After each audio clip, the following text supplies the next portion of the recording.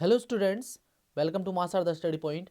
आज हम करेंगे 2 जनवरी की करंट अफेयर्स। तो चलिए वीडियो को शुरू करते हैं। वीडियो आपको अगर अच्छा लगता है तो वीडियो को लाइक करिए, शेयर करिए और चैनल को सब्सक्राइब करिए। पहला क्वेश्चन है कि किस राज्य सरकार ने 5 सालों के लिए नई सौर ऊर्जा नीति 2021 बनाई है। नई सौर ऊर्जा नीति 2021 बनाने वाला राज्य है Gujarat. Option B is the answer. नई सौर ऊर्जा नीति ये कहती है कि अगर कोई भी कंपनी इस राज्य में यानी कि गुजरात में अगर सोलर पावर प्लांट लगाती है अगले 5 सालों में, तो उसका फायदा उन्हें अगले 25 सालों तक मिलेगा। नेक्स्ट 25 ईयर्स तक उस चीज़ का उन्हें फायदा मिलेगा, ये कहती है नई सौर ऊर्जा नीति। और सौर ऊर्जा उत्पादन करने का हमारा टारगेट है 100 गीगावाट। 100 गीगावाट का उत्पादन करना है सौर ऊर्जा का हमें साल 2022 तक, ये टारगेट है। और अक्षय ऊर्जा का टारगेट क्या है?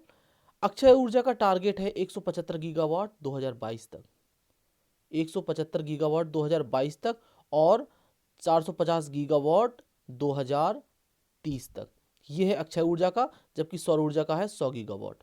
ये आपको याद रखना है। बकाया गुजरात की बात आई है। गुजरात के सीएम है विजय रूपाणी। विजय रूपाणी। गवर्नर है आचार्य देवव्रत। आचार्य देवव्रत ये गवर्नर हैं। और गुजरात में दुनिया का सबसे बड़ा चिड़ियाघर भी बन रहा है। ये बन रहा है जामनगर में। जामनगर में दुनिया का सबसे बड़ा चिड़ियाघर। ये आपको याद रखना है।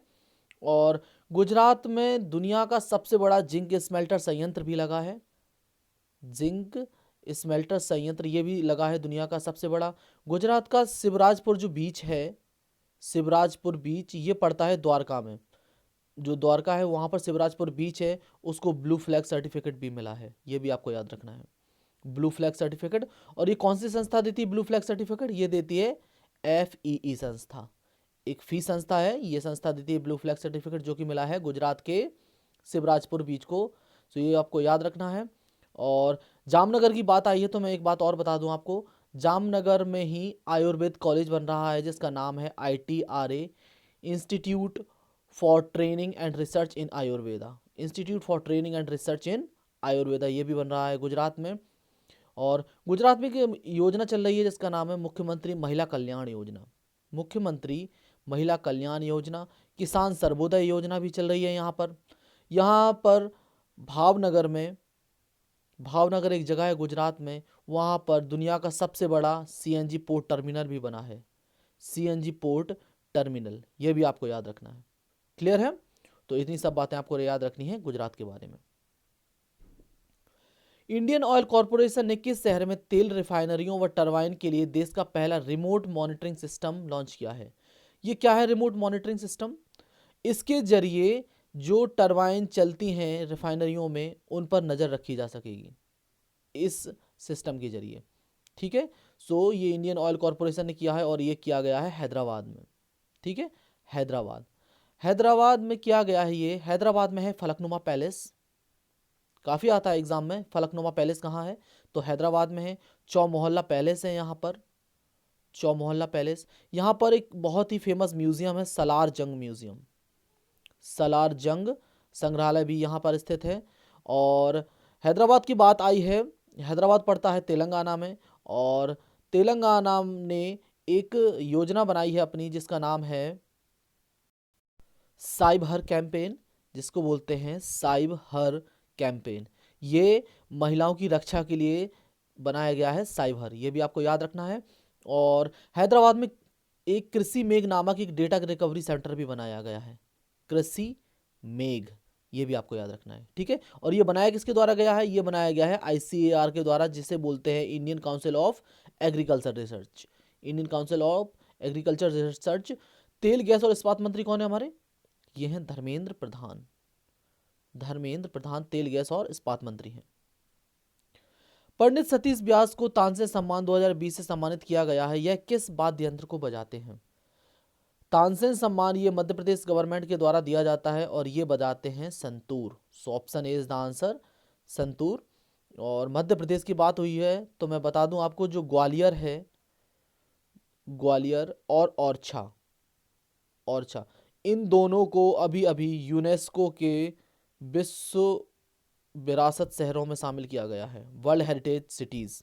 ठीक है, ग्वालियर और ओरछा, ये तीसरे और चौथे हैं। इससे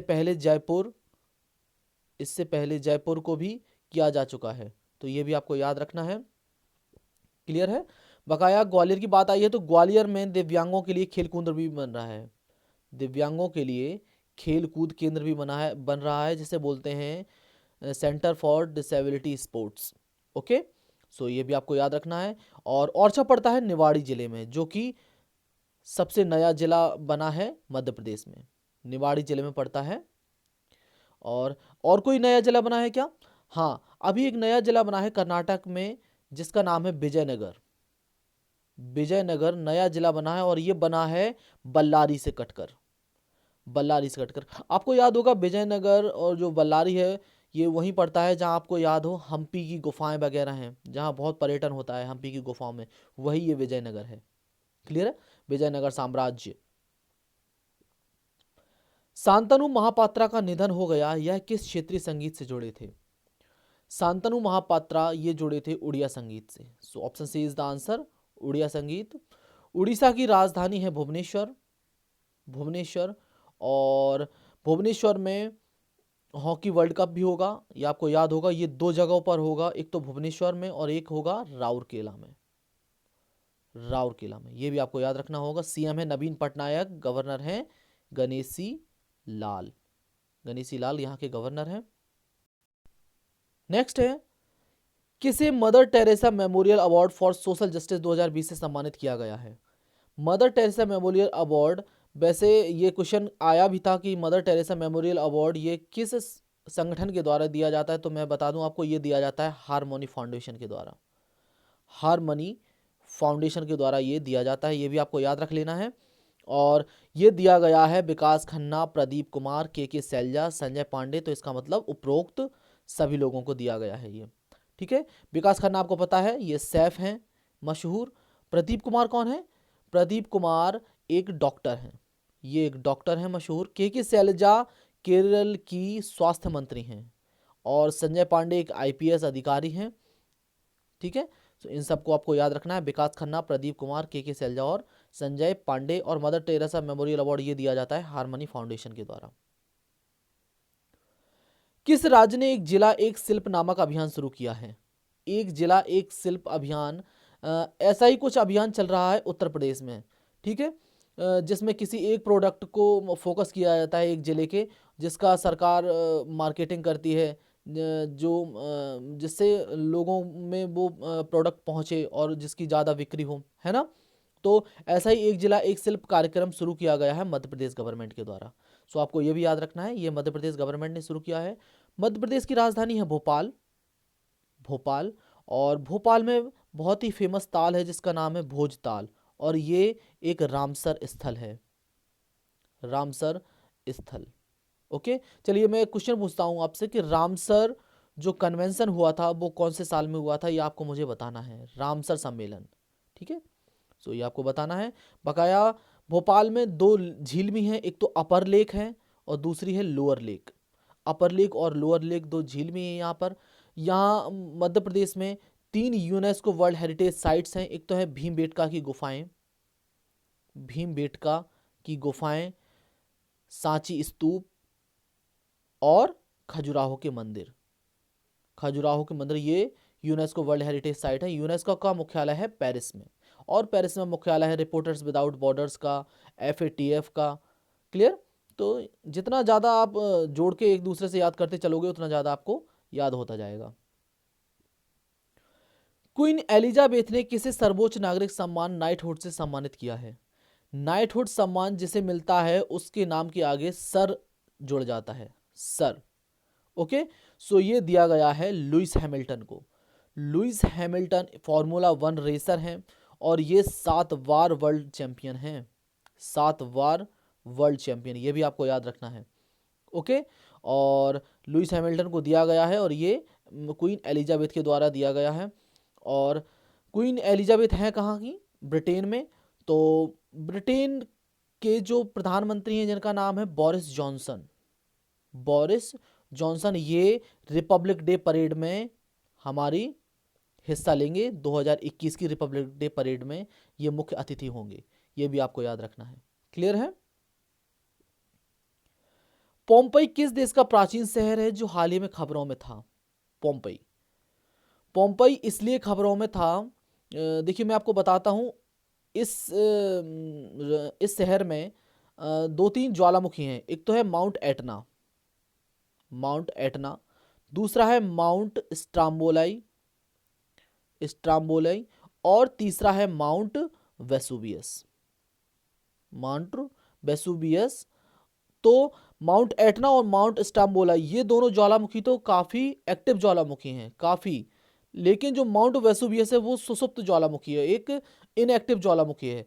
तो आज से लगभग 2000 साल पहले माउंट वेसुवियस ज्वालामुखी फटा था, ठीक है। तो वहाँ पर जो शहर था पोम्पई वो पूरी तरीके से ध्वस्त हो गया था, ठीक है, पूरी तरीके से। तो उसमें अभी खुदाई वुदाई चल रही है 100 सालों से लगभग, तो उसमें कुछ ना कुछ नया मिलता रहता है, इसलिए ये खबरों में था पोम्पई शहर। तो ये आपको याद रखना है। ये है कहाँ पे? ये है इटली में। इटली की राजधानी है रोम, और रोम में मुख्यालय है वर्ल्ड फूड प्रोग्राम का और फूड एंड एग्रीकल्चर ऑर्गेनाइजेशन का। और वर्ल्ड फूड प्रोग्राम को आपको और भी याद रखना होगा, क्योंकि वर्ल्ड फूड प्रोग्राम को साल 2020 का नोबल पीस प्राइज मिला है, नोबल शांति पुरस्कार मिला है साल 2020 का वर्ल्ड फूड प्रोग्राम को, विश्व खाद्य कार्यक्रम को। क्लियर? थौबल बांध का उद्घाटन हाल ही में किस शहर में किया गया है? थौबल बांध का उद्घाटन हाल ही में किया गया है इम्फाल में। इम्फाल मणिपुर की राजधानी है। और क्या कोई और भी जगह मणिपुर में फेमस है? हाँ, अभी अभी एक जगह आई है जिसका नाम है Nongpok सेकमई।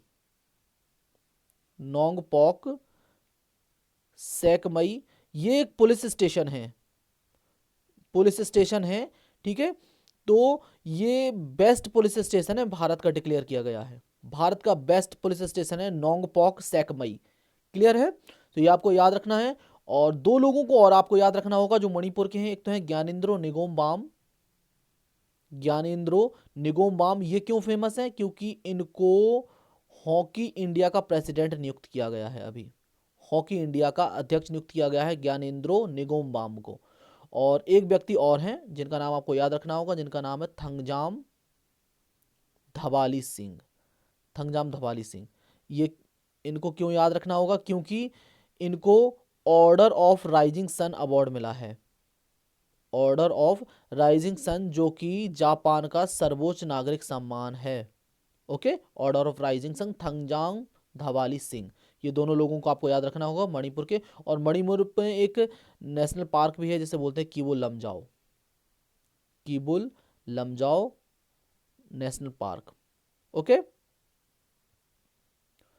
Kolar leaf nosed bat जो हाल ही में खबरों में था किस राज्य में पाया जाता है? Kolar leaf nosed bat means होता है चमगादड़। ये पाया जाता है कर्नाटक में। आपको याद होगा केजीएफ फिल्म देखी है आप लोगों ने? केजीएफ में जो के का मतलब होता है वो होता है कोलार। और कोलार इसलिए फेमस क्यों है? केजीएफ का पूरा मतलब अगर आपको पता होगा, कोलार गोल्ड फील्ड्स। तो कोलार इसलिए फेमस है कर्नाटक में क्योंकि कोलार में खदानें मिलती हैं सोने की, सोने का खनन होता है यहाँ पर कोलार में, और कोलार है कर्नाटक में, ठीक है। यहीं पर ये चमगादड़ भी पाया जाता है। इसकी जो नोज़ है ना वो एक लीफ के आकार की है, एक पत्ती के आकार की है, ठीक है। और ये गाय बहुत ही कम बचे हैं, इसलिए सरकार ने यहाँ इनके संरक्षण के लिए एक प्रोग्राम चलाया हुआ है, इसलिए ये खबरों में थे। तो ये कर्नाटक में पाए जाते हैं। बकाया कर्नाटक में एक हुबली रेलवे स्टेशन है, हुबली रेलवे स्टेशन, जिस पर दुनिया का सबसे लंबा रेलवे प्लेटफॉर्म बन रहा है। अभी तक था गोरखपुर में, अब बन रहा है हुबली रेलवे स्टेशन पर सबसे लंबा रेलवे प्लेटफॉर्म। ओके, सो ये भी आपको याद रखना है। बकाया हुबली एयरपोर्ट हुबली एयरपोर्ट जो है वो है उड़ान योजना के तहत। उड़ान योजना आपको पता है, उड़े देश का आम नागरिक। उड़ान योजना के तहत बेस्ट एयरपोर्ट डिक्लेयर किया गया है, best airport Hubli airport. Okay. और कर्नाटक में एक योजना चल रही है जिसका नाम है आर्थिक स्पंदना योजना। ये ऋण वितरण स्कीम है, आर्थिक स्पंदना योजना, ये एक ऋण वितरण स्कीम है। नेकारा सम्मान निधि योजना, नेकारा बोलते हैं बुनकरों को, नेकारा सम्मान निधि योजना ये भी चल रही है यहाँ पर। यहाँ पर लचिन होटगी पुल भी बना है, लचिन होटगी पुल।